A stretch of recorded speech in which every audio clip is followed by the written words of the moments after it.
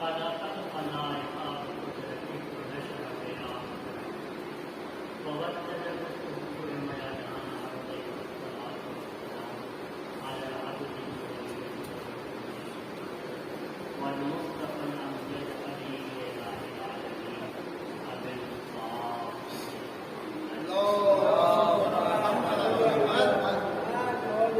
وعلى آل بيته الطيبين الطاهرين المعصومين واللعنة الدائمة الباقية على أعدائهم ومنكري فضائلهم وغاصبي حقوقهم وناصبي شيعتهم من الآن إلى قيام يوم الدين. أما بعد فقد قال الله تبارك وتعالى بسم الله الرحمن الرحيم وأنا اخترتك فاستمع لما يسمع إنني أنا الله لا إله إلا أنا فاعبدني وأقم الصلاة لذكري إن الساعة آتية أكاد أخفيها لتجزى كل نفس بما كسبت فلا يصدنك عنها من لا يبصرها واتبع هواه فتردى. پھر صلوات پڑھیں.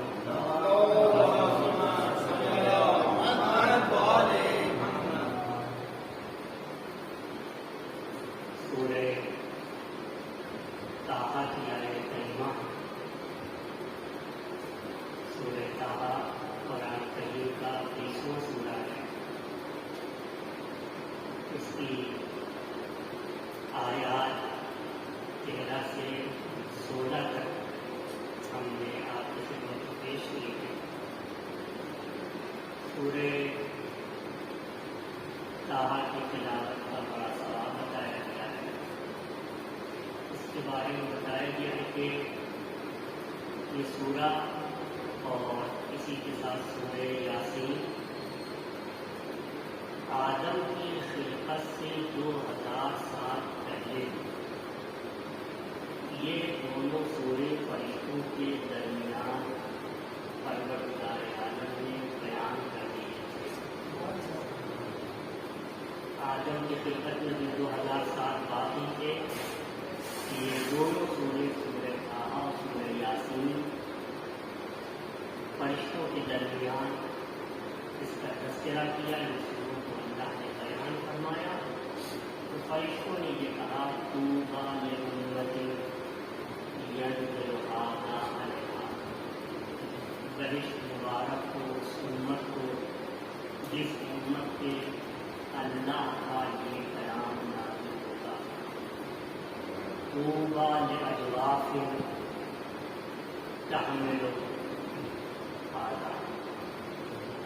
اور ان دلوں کو جنت مبارک کو جو دل ان آیتوں کے بوجھ کو اٹھائے اور ان سوروں کی بوجھ کو اٹھائے. وَطُوبَىٰ لِأَلْسُنٍ تَكَلَّمَ بِهَٰذَا.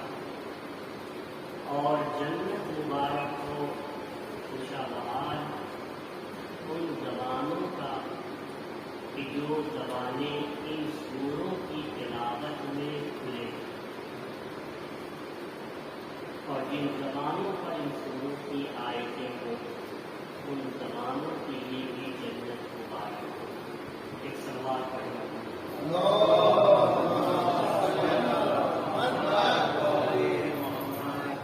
ان آیات میں جناب موسیٰ کا تذکرہ ہے. اس میں قیامت کا ذکر ہے. ان آیات میں عبادت کا تذکرہ ہے اور پھر خاص طور پہ نماز کے سلسلے میں زور دیا گیا ہے. اور آخر میں قیامت کے بارے میں بہت ہی زیادہ تاکید کی گئی ہے. آج ہماری چند منٹوں کی جو یہ گفتگو ہوگی اس پہ ذرا سا توجہ دے کے سنیے گا. ہم اور آپ جو یہاں جمع ہوئے ہیں ایک مقصد لے کے آئے. در حقیقت ہم لوگ کی خلقت بھی ایک مقصد یہ ہے کہ آپ کے پاس آنکھ ہے مگر اپنی نہ سمجھیے،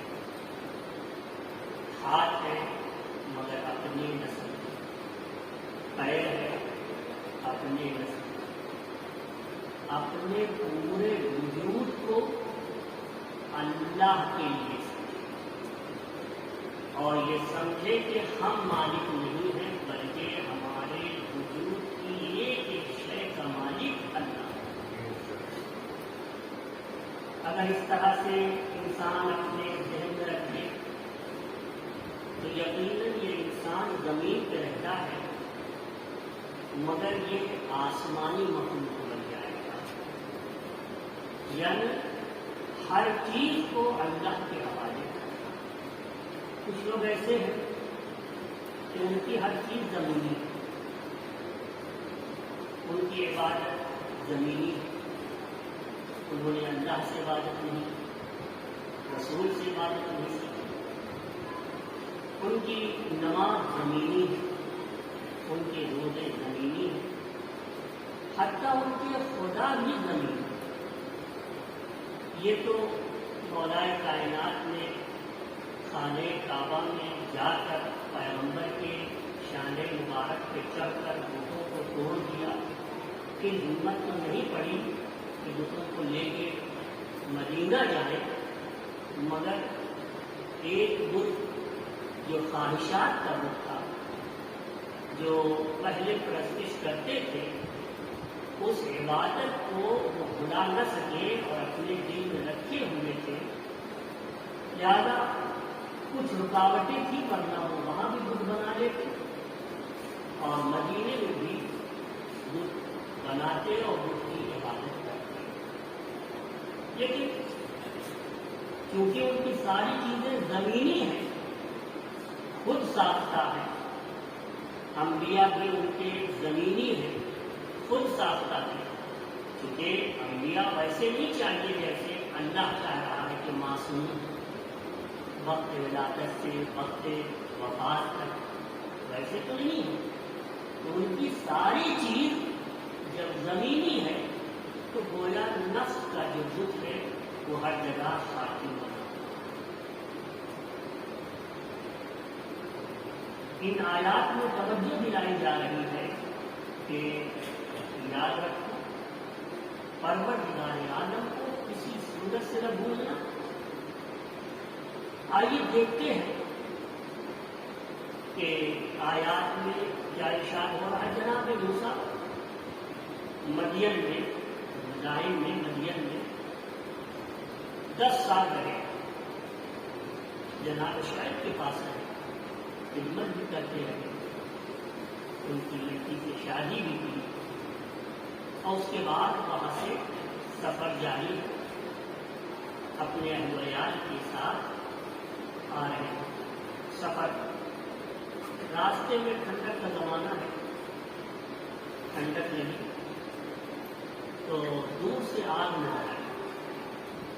جب آگ نظر آئی تو اس وقت اپنے اہل و عیال سے کہا کہ یہی کیوں ہم جا رہے آگ لے کے آ رہے ہیں کہ کچھ گرماہٹ ہوگی تو آرام ملے گا۔ تو اپنے اہل و عیال کو چھوڑا اور گئے۔ جب وہاں پہنچے تو دیکھا کہ یہاں آگ نہیں، یہاں تو عجیب نور ہے۔ نہایت تعجب کے ساتھ جب انہوں نے دیکھا کہ آگ نہیں ہے، نور ہے، یہ موسیٰ واحد وہ پیغمبر ہے جن سے پروردگار عالم نے فرشتوں کے واسطے کے بغیر بات کی۔ ہاں جب وہاں پہنچے تو وہاں پہ آواز آتی ہے اننی انا اللہ، اننی انا اللہ، یا موسیٰ میں اللہ۔ اس واقعے کو پروردگار عالم نے یہاں سے شروع کیا، یعنی اس واقعے کو کہ میں خدا ہوں موسیٰ سے بیان کیا تو اس سے پہلے جناب موسیٰ سے کہا کہ وَأَنَا اخْتَرْتُكَ، میں نے آپ کو چن لیا ہے، چن لیا ہے۔ یہاں پہ اب آپ اولو العزم پیغمبر بننے جا رہے ہیں، وہ تو ہے نبی، اولو العزمی کا ہوگا اب آپ کو ملے گا۔ انا اخترتکم، میں نے تمہیں چن لیا ہے، فاستمع، لہذا غور سے سنو، فاستمع، غور سے سنو۔ آج یہ حکم ہمارے لیے بھی ہے کہ جب ہم مجلسوں میں جاتے ہیں تو مجالس میں جو بھی بیان کیا جاتا ہے، جو علماء ذاکرین کے علماء بیان کرتے ہیں، وہ وہی چیز ہے جو پروردگار عالم نے انبیاء کو پہنچایا ہے، الگ سے کوئی چیز نہیں، وہ وہی ہے جو انبیاء کو اللہ نے پہنچایا ہے، وہ علماء ہمارے بیان کرتے ہیں اور ہم تک پہنچاتے ہیں۔ فاستمع، سنو، یہ استمع امر کا صیغہ ہے، اور امر ایک اصول کے مطابق، ایک اصول میں یہ ہے کہ وجوب میں امر حقیقت ہوتا ہے، یعنی پہلے اس کے معنی واجب، یعنی واجب کے، یعنی سننا واجب ہے۔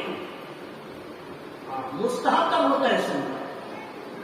سننا مستحب اس وقت ہوتا ہے جب اس سننے کے ساتھ کوئی قرینہ لگا دیا ہے اور اس قرینے سے پتہ چلتا ہے کہ واجب نہیں بلکہ مستحب ہے۔ ہاں، اگر یوں کہا جائے کہ دل چاہے تو سنو، تو اس کا مطلب سننا واجب نہیں ہے، لیکن سیدھے حکم ہے کہ میں نے آپ کو چن لیا ہے، فاستمع، لہذا غور سے سنو، سننا واجب ہے۔ آج ہم بہت سی چیزوں کو نہیں سنتے اور کوئی توجہ نہیں دیتے، ہم یہ سمجھتے ہیں کہ یہ کام تو ہمارا ہے، چاہے سنے چاہے نہ سنے۔ نہیں، بالکل ایسا نہیں، بالکل۔ قرآن کریم پڑھی، اَمَّن یملک السمع والابصار، کون ہے کان کا مالک؟ سوال ہے قرآن کریم، اَمَّن یملک السمع والابصار، کون ہے کان کا مالک، کون ہے آنکھوں کا مالک؟ تو جو آنکھوں کا مالک ہے، جو کانوں کا مالک ہے، وہ کہہ رہا ہے سنو۔ ہاں، ہم نماز کے لیے کہتے ہیں، مومنین ایک دوسرے سے نماز کے لیے کہتے ہیں، علماء بیان کرتے ہیں، کہتے ہیں ہماری مرضی ہو، چاہے پڑھیں چاہے نہ پڑھیں۔ حجاب کے لیے کہا جاتا ہے، خواتین کہتی ہیں جو نہیں کرنے والی ہوتی ہیں کہ ہماری مرضی نہیں، مرضی اپنی۔ ہاں، واجب ہے سننا اللہ کی باتوں کا اور واجب ہے عمل کرنا۔ اس نے کہا کہ یہ کام آپ کا ہے، یہ اعضاء و جوارح آپ کے ہیں، بالکل نہیں، اور سننا بھی واجب ہے اور عمل کرنا بھی واجب۔ اگر زکوٰۃ کے نصاب تک پہنچ گیا ہے مال، غلہ وغیرہ ہے، تو زکوٰۃ واجب ہے، دینا ہوگا، لیکن میرا مال ہے میں دوں یا نہ دوں، خمس نکالنا واجب ہے، نہ کہ جناب میری مرضی میں خمس نکالوں یا نہ نکالوں، بالکل نہیں، اپنی مرضی نہیں چلے گی، اللہ کی مرضی۔ آپ اپنے بارے میں اللہ کی مرضی دیکھ لیجیے، آپ اپنی مرضی چلائیے، موت سے اپنے کو بچائیے۔ اگر آپ مالک ہیں تو کتنی بیماریاں آپ کو ہوتی ہیں، ہمیں ہوتی ہیں، شوگر تو عام بیماری ہے، ہاں، کینسر ہے، کیا کیا بیماریاں ہیں۔ اگر آپ مالک ہیں تو وہ بیماری آنے لگی ہے، آ گئی ہے تو نکال کے پھینک دیجیے، ہٹا دیجیے۔ اگر آپ مالک ہیں تو ایک عمر ایسی بھی عمر ہوتی ہے جس میں انسان اپنے آپ کو دیکھتا ہے تو بہت ہی خوش ہوتا ہے کہ یہ جوانی ہے، یہ قد و قامت ہے، یہ صحت ہے، یہ سب کچھ ہے، یہ آب و تاب، وہ چہرے کی رونق، وہ جمال، وہ حسن، اس میں وہ جوش، وہ خروش۔ آپ 20 سال کے ہیں، آپ کو بہت اچھا لگتا ہے یہ سین بھی اور اس عمر کی صحت بھی، اس عمر کا حسن بھی، اس عمر کی ایکٹیویٹی بھی، آپ اپنے کو اسی کو روک لیجیے، 20 سے 30 نہ ہونے دیجیے، نہ ہونے دیجیے۔ اگر آپ مالک ہو روک لے اپنے، آگے نہ پڑھنے دیں، 21 نہ ہونے دیں، 22 نہ ہونے دیں، 25 30 35 40 نہ ہونے دیں، 60 70 80 نہیں، زیادہ اگر ہو رہے ہیں تو ادھر یہ بات ہو رہی، اگر چلے گئے اچانک کچھ ہو گیا تو کہاں دفن کرنا، کیا کیا جائے گا؟ اور دیکھو پتہ نہیں کیسی وصیت کر دے، جو سارا مال اس کا کیا ہوگا، ورثہ ہی سب سوچنے لگتے۔ اگر آپ مالک ہیں تو پھر اپنی ملکیت اس طرح سے برقرار رکھیے۔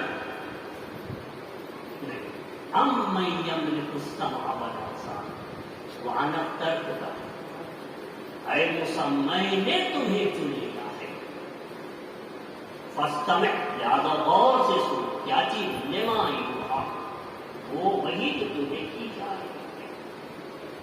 إِنَّنِي أَنَا اللَّهُ لا الہ الا انا، یقیناً میں اللہ ہوں، میرے سوا کوئی عبادت کے لائق نہیں، پرستش کے قابل نہیں سوائے میرے، الا انا فاعبدنی،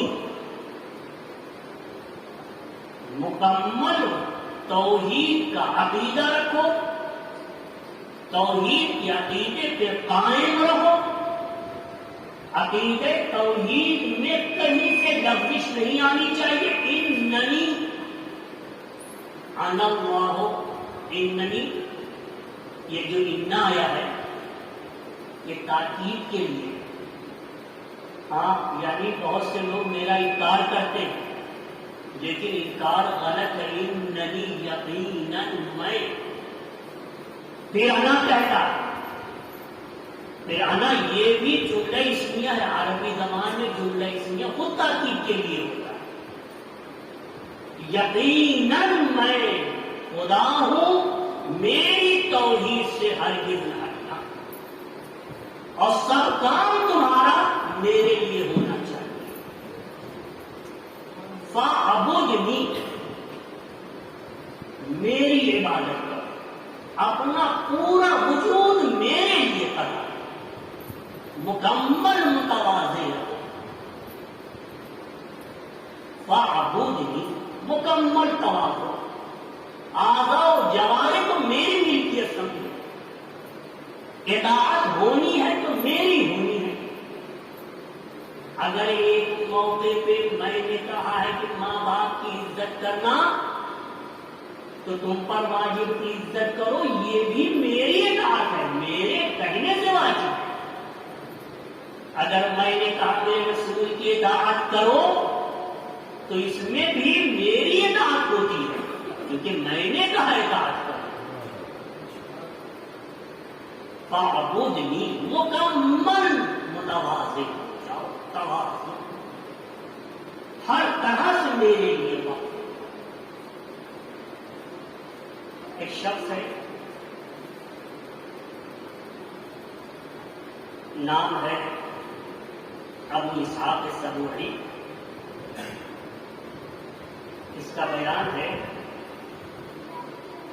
دیکھیے اندازہ لگائیے کہ کس طرح سے ایک ذات مکمل اپنے آپ کو پروردگار عالم کے حوالے کر دیتی ہے اور ایک ایک عمل کو اللہ کے لیے خاص کر دیتی ہے، مکمل متواضع، اپنی شے، کوئی چیز اپنی نہیں سمجھ رہا۔ ہاں کیسی ذات ہے؟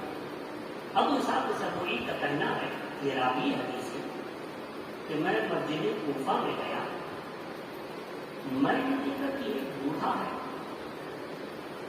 سر کے بال سفید، داڑھی سفید، عمر کافی ہے، لیکن رو رہا ہے، گریا کر رہا ہے، اور خود دھاڑ مار مار کے رو رہا ہے۔ میں قریب گیا، میں نے کہا کیوں رو رہے ہو؟ اس نے کہا کہ ایک صلوات پڑھنا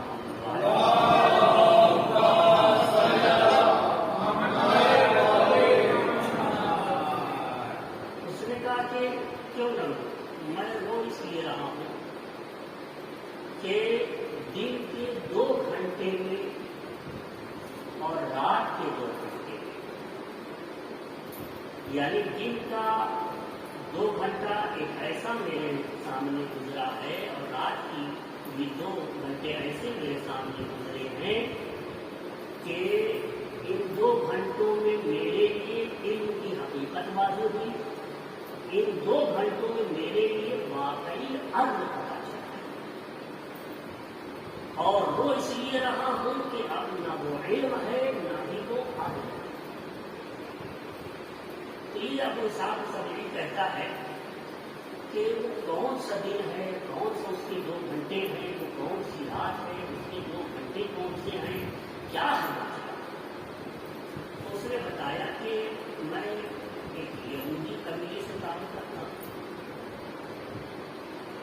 ہوا یہ کہ میرا ایک کھیت ہے بغداد میں، ایک مقام ہے سورا کر کے ایک جگہ ہے، وہاں پہ میرا ایک کھیت ہے، اور میرے پڑوس میں ایک اور ہے جن کا نام ہے حارث حمدانی، حارث حمدانی، ان کا بھی کھیت ہے، اور میں کوفہ میں رہتا ہوں اور یہ حارث بھی کوفہ میں رہتے ہیں، اور وہاں پہ بغداد پہ جب ہمارا کھیت تیار ہوا ہم گئے وہاں پہ تو حارث حمدانی سے ملاقات ہو گئی، معلوم ہوا ان کا بھی کھیت ہمارے بغل میں ہے، تو ہم لوگ ایک دوسرے کے دوست ہو گئے۔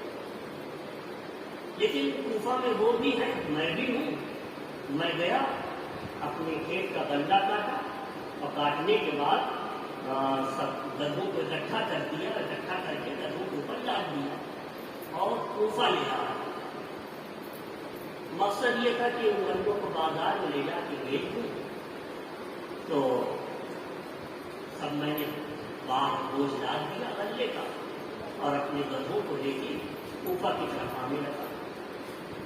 راستہ چلتے چلتے تاریخ ہو گئی، شام ہوئی، اس کے بعد اندھیرا چھانے لگا۔ ایک زمین ہے جس کا نام ہے ارض مصبح، شورازار زمین، نمکزار زمین، کھاری زمین۔ جب وہاں پہنچے جانور سب ہمارے ساتھ تھے، میں بھی جانور کو لیے چلا جا رہا تھا۔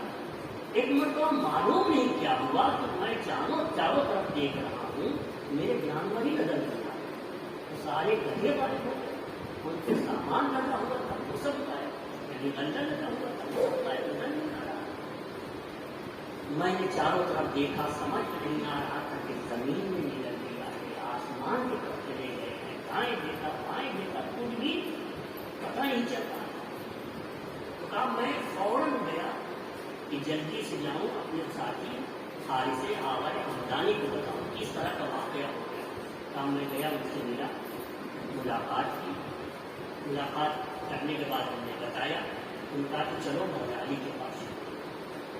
تو میں اس کو لے کے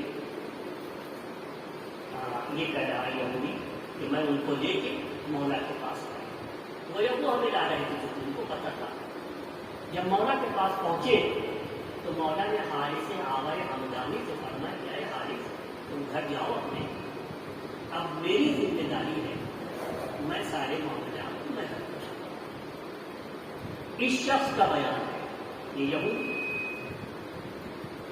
اس کا بیان ہے، یعنی اس وقت قبیلہ یہودی سے تھا، اس کا بیان ہے کہ اخذ امیر المومنین بیدی، مولائے کائنات میرا ساتھ۔ دیکھیے تواضع، مولائے کائنات حاکم کوفہ کو راجدھانی بنایا، جمجم العرب، عرب کی کھوپڑی ہے کوفہ، اس کو مولائے کائنات کی دور اندیشی نے اس مرتبے تک پہنچایا کہ مدینہ کو چھوڑا اور راجدھانی کوفے کو بنایا۔ بہرحال اخذ امیر، مولا نے میرا ہاتھ پکڑا اور ہاتھ پکڑ کے یہ شخص کہتا ہے کہ لے کے اسی جگہ پر نظر جائے۔ جب وہاں پہنچے تو مولا نے اپنا ہاتھ تو پکڑے ہوئے لیکن اپنا چہرہ گھما لیا۔ گھمانے کے بعد کچھ انہوں نے اس طرح سے کلام فرمایا کہ ہمارے سمجھ میں نہیں آیا، اس کے بعد بھی کچھ اس طرح کی باتیں کی کہ سمجھ میں آنے لگا۔ حضرت نے فرمایا کہ اے جنوں،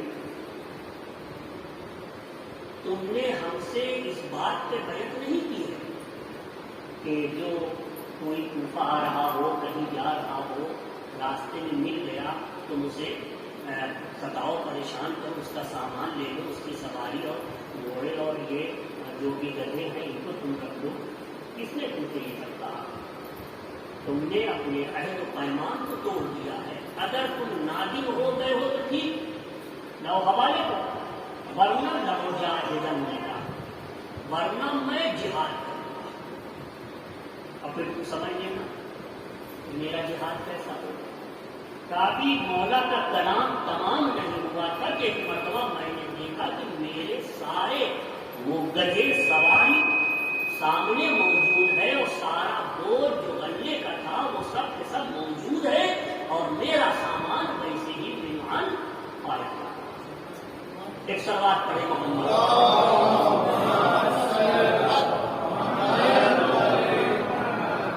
مولائے کائنات نے فرمایا کہ چلو کوفہ کی طرف بڑھے۔ مولا نے اس سے فرمایا کہ دیکھو یہاں پہ ایک آدمی آگے رہے اور ایک پیچھے رہے، جو پیچھے سے جانور کو آتا ہے اور آگے رہے کہ جانور کی حفاظت ہو، جانور ادھر ادھر میں جانے پائے۔ تو یا تو تم پیچھے رہو میں آگے رہوں، یا یہ کہ میں پیچھے چلا جاتا ہوں اور آگے آگے تم رہو۔ اس طرح سے جانور کو لے کے چلے۔ اکیلے ایک آدمی ہو تو چاہے کہ جانور تمہارے اشارے پہ چلے تو یہ تو نہیں ہو سکتا ہے، ایک آدمی کو آگے رہنا ہوگا، ایک کو پیچھے رہنا ہوگا۔ تو میں پیچھے سے ہٹاتا ہوں، آپ آگے سے ان کو لے چلے۔ اس نے کہا نہیں یا امیر المومنین اس طرح سے نہیں ہوگا، آپ آگے رہیے میں پیچھے سے ہٹاتا ہوں۔ پہنچے، چلتے رہے اور رات کافی ہو گئی لیکن ابھی منزل تک نہیں پہنچے، یعنی بازار تک نہیں پہنچے، کیونکہ بازار میں اس کو بیچنا تھا جس جگہ پہ بازار لگتی۔ تو گیا، رات کافی ہو گئی۔ ایک مرتبہ مولا نے فرمایا کہ تھوڑا اس کا رات کا باقی ہے، یہیں پہ لیٹ جاؤ، آرام کر دو، پھر اس کے بعد صبح آؤ۔ اس نے کہا ٹھیک ہے۔ آپ نے فرمایا کہ یہ دیکھو سواری کو جتنے بھی یہ گھوڑے گدھے تم ان کو دیکھتے رہو، میں سامان اتار لیتا ہوں، یا یہ کہ میں ان کی حفاظت کروں کہ یہ جانے نہ پائے اور تم سامان اتارو۔ اس نے کہا مولا آپ خالی دیکھتے نہیں، میں سامان اتاروں۔ دیکھیے حاکم مکمل اپنا وجود اللہ کی خدمت خلق کی، کس طرح سے اللہ کہہ رہا ہے کہ میری توحید فاعبدنی، اور مکمل میرے سامنے متواضع ہو جاؤ۔ اس شخص نے کیا کیا؟ کہا مولا سامان میں اتاروں گا، آپ خالی جانوروں کو دیکھتے رہے۔ سامان اتار دیا۔ مولا نے فرمایا کہ اب تھوڑی دیر صبح ہونے والی ہے، جانور بھی بیٹھے ہوئے، تمہارے لیے کوئی مشکل نہیں، بس جانوروں کا خیال رکھنا، میں آتا ہوں مسجد سے۔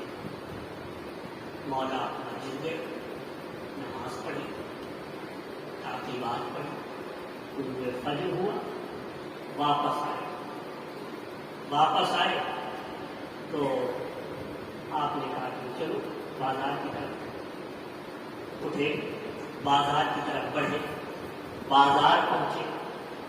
جب بازار پہنچ گئے تو آپ نے فرمایا کہ دیکھو اپنا سامان اتار دو ہی۔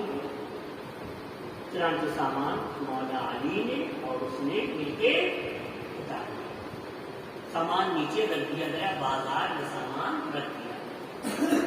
مولا علیہ السلام فرماتے کہ دیکھو سامان تمہارے پاس زیادہ ہے، دھندا زیادہ ہے، تم اس کی قیمت لگاؤ اور بیچو، اور میں پیسہ وصولوں، یا میں قیمت لگاتا ہوں تو تم بتاؤ گے، اس قیمت بتاؤں گا دوسروں کو، اور سامان میں دیتا جاؤں گا۔ اس کا 10 کلو چاہیے، فرض کیجیے تو ایک آدمی وزن کرے، ایک آدمی پیسہ دے، تو یا یہ کام تم کرو کہ پیسہ تم لو میں وزن کروں، یا میں جو پیسہ لوں تم وزن کرو۔ اس نے کہا مولا میں وزن کروں گا، آپ پیسہ دیں۔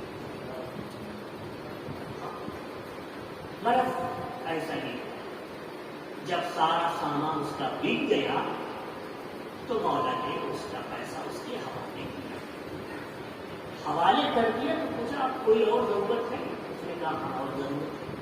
میں اب واپس جاؤں گا اپنے گھر تو کچھ سامان لے کے جانا چاہتا ہوں, کچھ خریداری کرنا. فرمایا کوئی حرج نہیں, میں تمہارے ساتھ ہوں. انت ذمہ ہو, تم ذمہ ہو اور ہماری حکومت میں ہو, تمہارا خیال رکھنا میری ذمہ داری ہے, چلو میں تمہارے ساتھ ہوں. اس نے جو ضروریات تھی خریدنے کے بعد اس نے چاہا کہ وہ روانہ ہو جائے. مولا نے کہا جانا چاہتے ہو؟ اس نے کہا میں جانا چاہتا ہوں. ٹھیک ہے, خدا حافظ. اس نے کہا کہ میں ابھی روانہ ہونے سے پہلے آپ کے سامنے کلمہ پڑھنا چاہتا ہوں. کلمہ پڑھنا چاہتا ہوں, لا الہ الا اللہ محمد رسول اللہ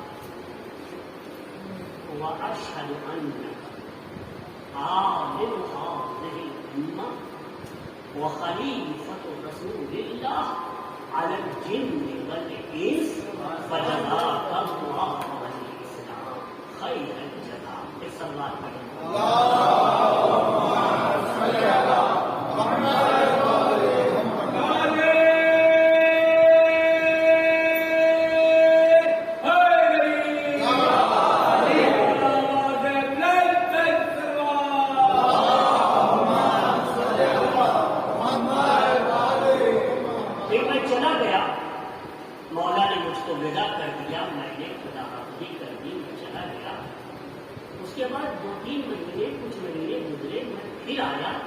جب آیا معلوم کیا, میں نے سوچا مولا سے ملاقات کروں تو معلوم ہوا کہ میرا آقا شہید کر دیا.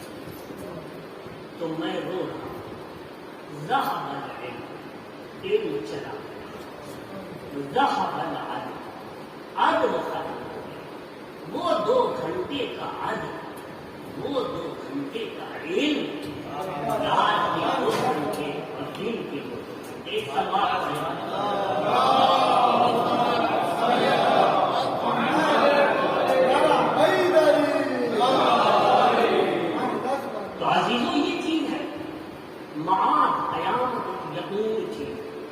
مکمل طور پر اپنے آپ کو اللہ کے حوالے کرنا ہے. ہر چیز عبادت ہو ہے. مجلسوں میں آنا عبادت, مجلسوں میں بیٹھنا عبادت. کتنی عظیم عبادت ہے. یہ عبادت کسی کو نصیب نہیں ہے. کیسے نصیب نہیں ہے؟ دیکھیے اس میں کتنی عبادت ہے. ہاں, مومنین کے چہروں کو دیکھنا عبادت, ان سے ملاقات کرنا عبادت, مصافحہ کرنا عبادت. یہاں پہ جو فرش ادا ہے یہاں اس فرش ادا پہ بیٹھنا عبادت, تبرکات کا حاصل کرنا عبادت. یہ سب ایک جوتی اٹھا کے صحیح طریقے سے رکھ دیا, رکھ دیا, ادادا, یہ بھی عبادت. تبرک بانٹنا عبادت, تبرک لینا عبادت. یہ ساری چیزیں ہیں اور یہ سب کے سب حسین مظلوم کے صدقے میں عبادتیں انجام. ایک سب بات پڑھی محمد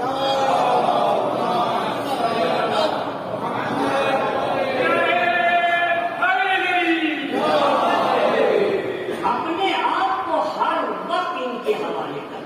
اپنی کوئی چیز ہماری نہیں ہے, سب ملکیت ہے خدا کی. ہم مکمل متوازی ہیں اور اس کے لیے ہم کو ان آیات پر عمل کرنا, حکم الہی کو سننا, توحید کا اعتراف کرنا. یاد رکھیں برادران یوسف میں جو گڑبڑی ہوئی تھی, جو ان کے یہاں گڑبڑی ہوئی تھی, وہ گڑبڑی یہی تھی کہ ان کی توحید تو ٹھیک تھی, توحید میں کوئی فرق نہیں تھا, لیکن توحید کے بعد جو اللہ فرما رہا ہے فاعبدنی, مکمل اپنے آپ کو ہمارے حوالے کر, متواضع ہو جاؤ, زندگی کی ایک ایک شے میں तवाज़ो हो और मेरी इबादत नजर आए, ये चीज नहीं। और कयामत का हिसाब किताब एक शर्त वो मद्देनजर नहीं था। हाँ, जहन से निकल भूल गए, ऐसा होता है। अगर ऐसा हुआ भी तो कोई मुश्किल नहीं है। परवरदिगार आलम रहमत वाली गुनाहों को बख्शने वाला है, बशर्ते इंसान ना भी। क्यों बरादरानी यूसुफ की मग़फ़िरत हुई? क्योंकि उनकी तौहीद थी, मगर मुकम्मल अपने आप को अल्लाह के हवाले नहीं किया। कहीं कहीं लफ्ज़ जब उन्होंने जनाब यूसुफ को डाल दिया कुएं में, तब ये हुआ कि बाबा के पास जाएंगे तो क्या? तो ये हुआ कि एक भेड़ बकरी को दुबा कर उसका फूल लगा के कपड़े में ले आकर दिखा देंगे कि आपके बेटे को यूसुफ को भेड़िए दिखा दिया। जब इस तरह का प्रोग्राम बनाया तो एक मर्तबा लावी, उनके भाइयों में से एक लावी, उन्होंने कहा अलसना बनी याकूब, क्या हम बनी याकूब की यानी याकूब की औलाद नहीं? तो कहा है क्या हमें मालूम नहीं, क्या हम नहीं जानते कि याकूब अल्लाह के नबी हैं? हाँ है। सारे भाई कह रहे हाँ है। क्या आफतज़न्नून, क्या तुम ये गुमान करते हो कि परवरदिगार आलम इस वाक़े को अपने नबी से छुपा लेगा? अल्लाह अपने नबी को ये पूरा वाक़या बता देगा, तो क्या फायदा होगा कि इस तरह का कोई कपड़ा लेगा कि दिखाओ, खून आलू करके कि ये बताओ कि यूसुफ को भेड़िए दिखा दिया, क्या फायदा? तो लोगों ने कहा फिर क्या करें, उनको तो पता ही चल जाएगा और हम लोग चाहते हैं पता नहीं चले, क्या करें?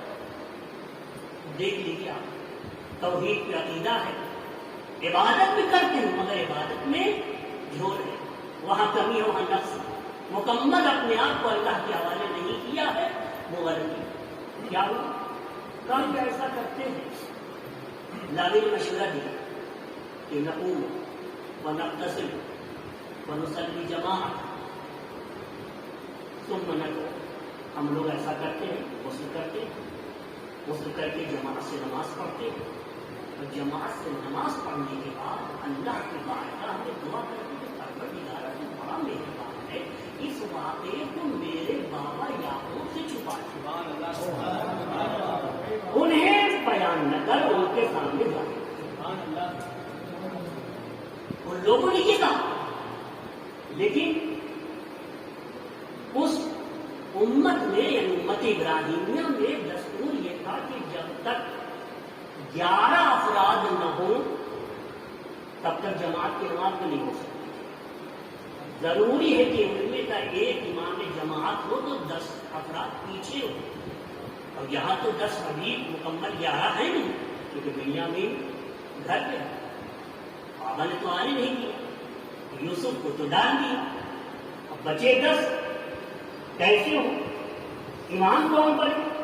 लावी से कहा कि तुमने तो ये मशवरा दिया है, इमामत कौन करेगा? इमामत करेंगे तो 9 आदमी पीछे रहेंगे, कैसे होगी जमात? जनाब इब्राहिम की सुन्नत में 10 आदमी पीछे रहना जरूरी, मामूली। तो लावी ने कहा कि देखो इस लोगों को परेशान होने के बाद हम लोग सब अल्लाह को मानते हैं कि नहीं मानते? सबने भाइयों को कहा हाँ मानते हैं। कहा उससे वो हाजिर नाजिर है? सबने कहा हाँ हाजिर नाजिर है। कहा बस अल्लाह को मान लेते हैं और खड़े हो गए नमाज पढ़े, और नमाज पढ़ने के बाद कहते अल्लाह रब्बना तुम हादा अन अली, माबूद इस वाक़े को मेरे बाबा से मग़फ़िरत, वो पता ना। अजीज़ों, ये अक़ीदे में अगर कहीं से कोई भी जरा सी कमी होगी, लेकिन इंसान का सिद्ध नियत के साथ आगे बढ़ना ये कहीं न कहीं से उसका जुबरान कर देगा। चुनांचे बहरहाल وہ نوبت بھی آتی ہے کہ یہ نادم ہوتے ہیں، اپنے بابا کے پاس آتے ہیں کہ جب حکومت یوسف کا پورا واقعہ ہی بیان کرنا ہے، تو آخر میں جناب یوسف کو یہ کہنا پڑتا ہے لا تثریب علیکم اليوم وهو ارحم الراحمین، اے میرے بھائیوں بالکل ملامت کرنے کی ضرورت نہیں، نادم و شرمندہ اس حد تک ہونے کی ضرورت نہیں کہ دسترخوان پہ بیٹھے ہو اور مجھے نہیں دیکھ رہے ہو، شرم حیا سے سر جھکائے ہوئے ہو۔ ارے تم نے ایک بہت بڑا کام ہمارے لیے یہ کر دیا کہ تم اگر نہ آتے تو مجھے یہ پوری مملکت غلام کہہ رہی تھی کہ غلام بادشاہ بنا ہے، تمہارے آنے سے یہ فائدہ ہوا کہ ان لوگوں کو پتہ چل گیا میں غلام نہیں ہوں، نہ غلام زیادہ ہوں، شرمندہ نہ ہونا، اللہ بخشنے والا ہے، میں نے بھی بخش دیا ہے، وہ ارحم الراحمین۔ ایک سلوات پڑھیں۔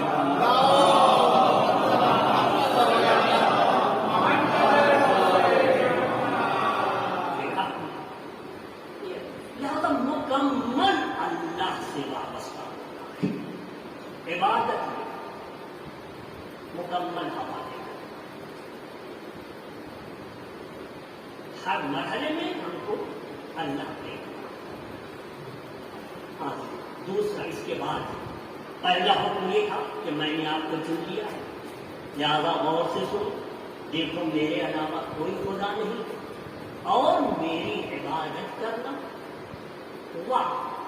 عاقب اور قائم کرو، اقم الصلاۃ لذکری، اور نماز قائم کرو میری یاد کے لیے۔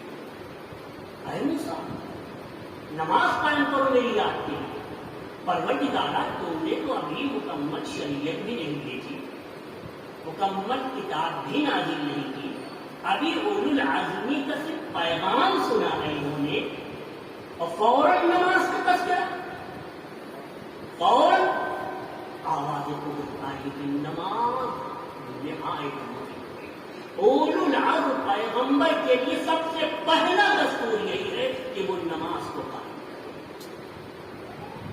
نماز کسی صورت میں نہیں، کسی صورت پیغمبر گزر رہے تھے، ایسی 5-6 اصحاب ساتھ میں تھے، چلے جا رہے تھے، ایک کتا بھی بڑا ابھی ہے تو بھونکنے لگا، بہت ہی شدت سے بھونکنے لگا، بہت تیز بھونکنے لگا۔ اصحاب ڈر گئے، پیغمبر نے فرمایا ڈرو نہیں، مجھ سے کوئی باتیں کر رہا ہے، اور جب اس کی بات تمام ہوگی تو میں بتاؤں گا کیا بتا رہا ہے، کیا بھونکتا رہا، تھوڑی دیر کے بعد اس کا بھونکنا ختم ہوا۔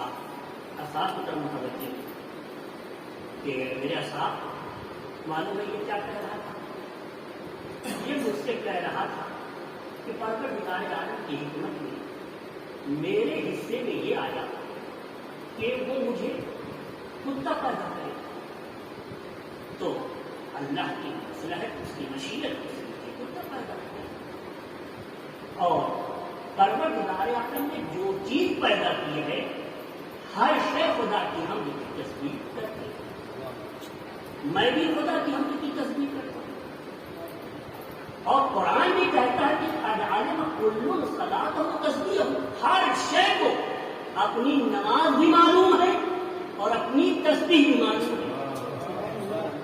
قرآن کل شے قد علم صلاۃ و تسبیح، ہر شے اپنی نماز بھی جانتی ہے اور تسبیح بھی جانتی ہے کہ خدا کی تسبیح کیسے کرنی ہے اور خدا کی نماز کیسے پڑھنی ہے۔ میں اللہ کی تسبیح کرتا ہوں، اس کی عبادت کرتا ہوں، لیکن میری تسبیح میں ایک تسبیح یہ ہے کہ میں خدا بند عالم کی تسبیح پڑھتا ہوں کہ معبود تیری حمد ہے کہ تو نے مجھے کتا پیدا کیا، کیونکہ تیری مصلحت سے میرے حصے میں یہ وجود آیا ہے، لیکن تیری حمد ہے اس بات پر کہ تو نے مجھے تارک الصلاۃ کرا، میں نماز چھوڑنے والوں میں ایک صلوات پڑھے محمد۔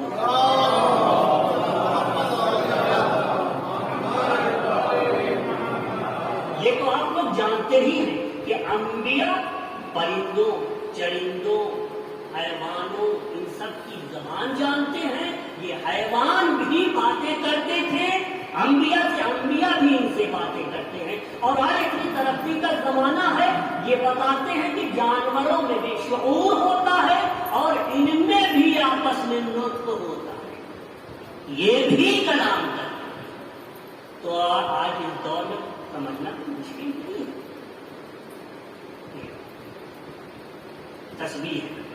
لہٰذا اقم الصلاۃ لذکری، میری یاد کے لیے نماز پڑھو، اور یاد رکھو ان الساعۃ آتیہ، قیامت آئے گی، اکاد اخفیہا، قیامت کو میں چھپائے رکھے نہیں بیان کرتا،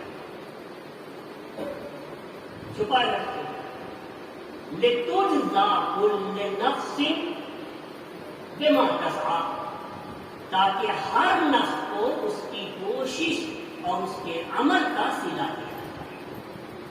قیامت کے دن دنیا میں نہیں دیا جائے، دنیا میں گنجائش ہی نہیں، کہاں گنجائش؟ ایک آدمی مار پیٹ کرتا ہے، گھر والوں کو ستاتا ہے، پاس پڑوسی کو مار رہا ہے، اذیت کر رہا ہے، ایک مرتبہ دیکھ کے وہ مر گیا، چلا کہاں ملا اس کو؟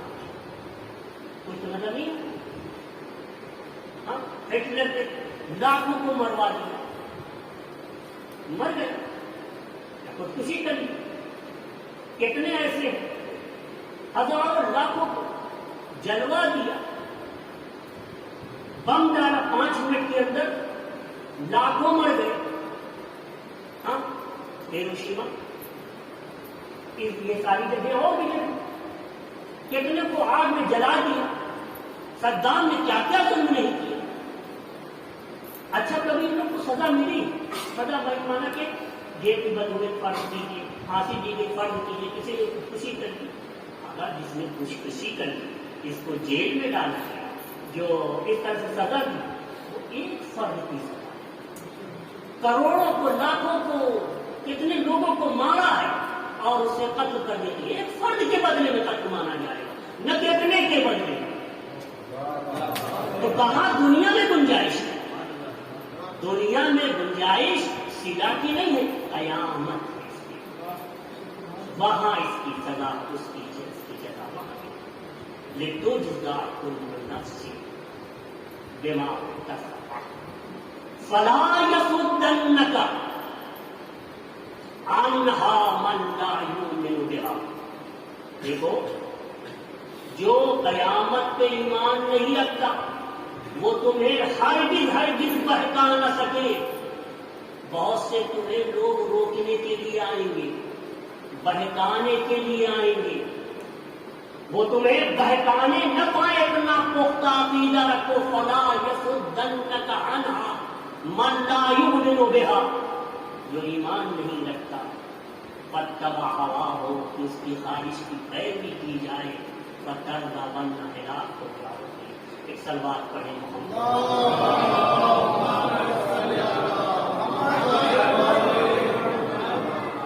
عزیزوں، یہاں پہ ہم 2 بات عرض کریں گے، اور یہ 2 حدیث کی روشنی میں ہے، پھر آپ کی زحمت کو تمام کریں۔ کچھ لوگ ہیں جن پہ پروردگار عالم قیامت کے لیے سایہ کرے گا، جس دن سایہ نہیں ہوگا سوائے سایہ پروردگار کے، عرش الہی کے سایہ۔ ہم آپ کے سامنے ان میں سے 2-3 لوگوں کا تذکرہ کریں گے۔ ایک شاب نشأ فی العبادۃ، وہ جوان ہے جو عبادتوں میں پلتا اور بڑھتا ہے، یعنی بچپنے سے جوانی تک پہنچا تو عبادتوں میں پلتے ہوئے پہنچا۔ چھوٹا بچہ ہے، مجلسوں میں جاتے رہے، مسجدوں میں لے جاتے رہے، ماتم کرتے رہے، خود بھی کیا اور بچے سے بھی کہا، اور اس طرح سے ہر جگہ کیا۔ کہیں غیبت ہوئی تو آپ بیٹے کبھی غیبت نہ کرنا، 40 دن تک گناہ معاف نہیں ہوتے۔ کہیں کوئی کسی کی چغل خوری کر رہا تھا، بیٹے بالکل نہیں، جہاں چغل خور ہوتا ہے وہاں پہ کسی کی دعا نہیں ہوتی۔ اس طرح کا بیٹے لڑائی نہ کرنا، جو لوگ لڑتے ہیں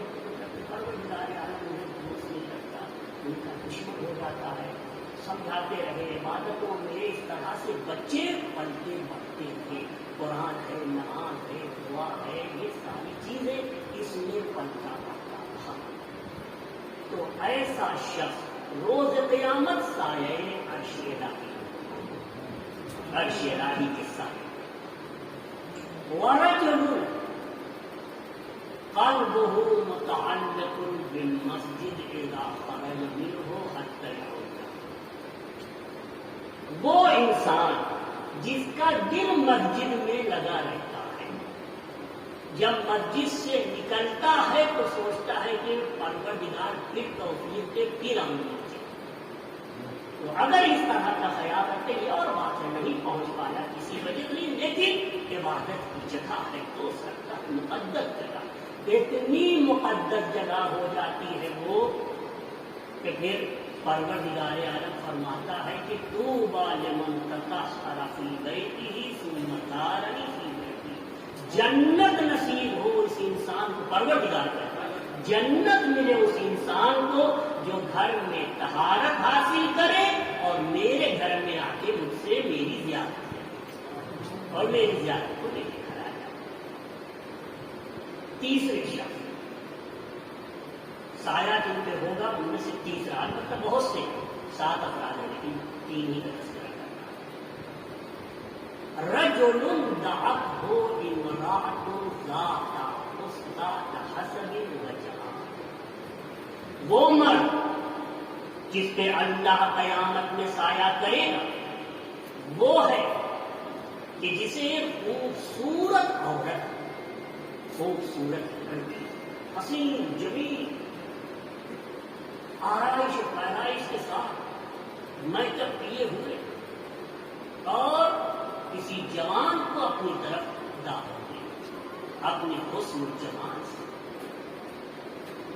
فقال انی اخاف اللہ، اور یہ جوان میں کہے میں اللہ سے ڈرتا، بس اتنا کہے کہ میں اللہ سے ڈرتا ہوں.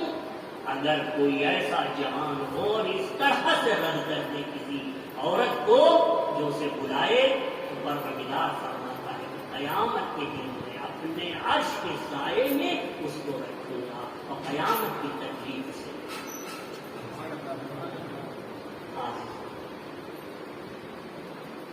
دوسری حدیث امام حسین علیہ السلام کی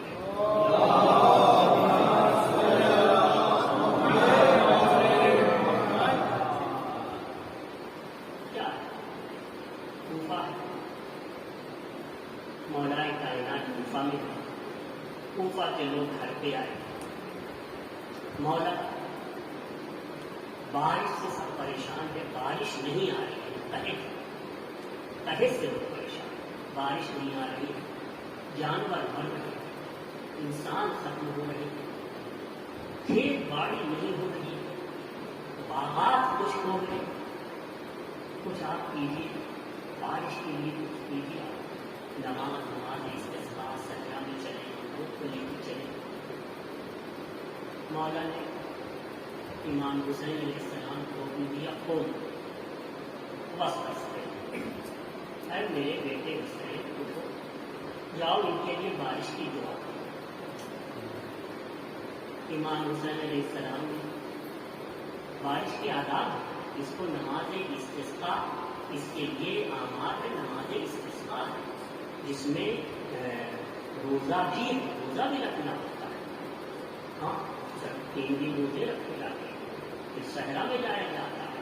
یہ جو عبا ہے اور یا کوئی کرتا ہے اس کو الٹا پہنا جاتا ہے، الٹا پہنا جاتا ہے. یہ سب آداب ہے. اور جس وقت نکلا جائے تو گھر کے اندر کوئی نہ بچے. جو بچہ دودھ پیتا ہے اس کو بھی اس کی ماں کے ساتھ لے جایا جائے. گھر میں اگر جانور ہے جانور کو بھی لے جایا جائے. یہ جو آداب ہوتے ہیں، کچھ بھی نہ نماز، نہ جانور کا لے جانا، نہ عورتوں کا لے جانا، نہ مردوں کا لے جانا، کچھ بھی نہیں. اللہم معطی الخیرات ومنزل البرکات انزل علینا السماء مدرارا. معبود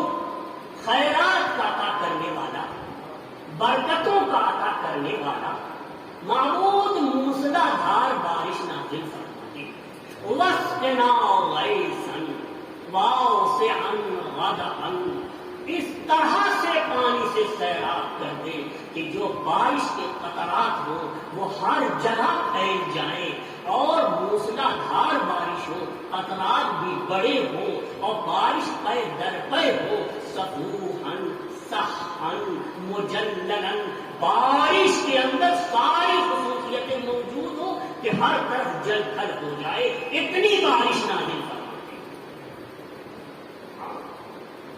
کہ یتنفسو بالضعف، جو کمزور ہے، جن کے پاس کھیت باغ یہ سب میں کمزوری پائی جاتی نہیں ہے، وہ بھی سانس لے سکے۔ وَتُحْيِي بِهِ بِالْأَرْضِ الْمَيِّتِ، ایسی بارش نازل فرما کہ مردہ شہر زندہ۔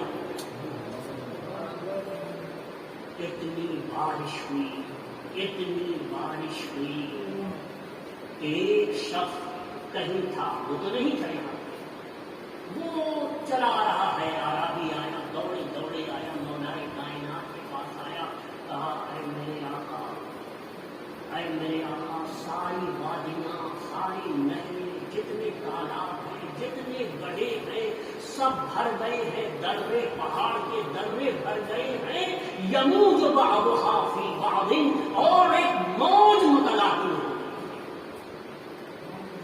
ہاں جی، آپ بھی سوچ رہے ہوں گے کہ کوفیوں کو اتنا پانی مل گیا اور اس قدر سیراب ہوئے، تو یہ بھی دل میں سوچ رہے ہوں گے اپنے کہ کوئی دن ایسا آئے کہ ہم بھی ایک سیدھا موقع تو دے سکیں، ایک دن ایسا آئے کہ مولا نے اتنے احسانات کیے ہمارے اوپر تو ہم بھی بدلا دے سکیں۔ عزیزوں، بدلا دیا، کیسا بدلا دیا، کس طرح کا بدلا دیا، یہ سمجھ لیجیے کہ جب تک یہ 72 تھے،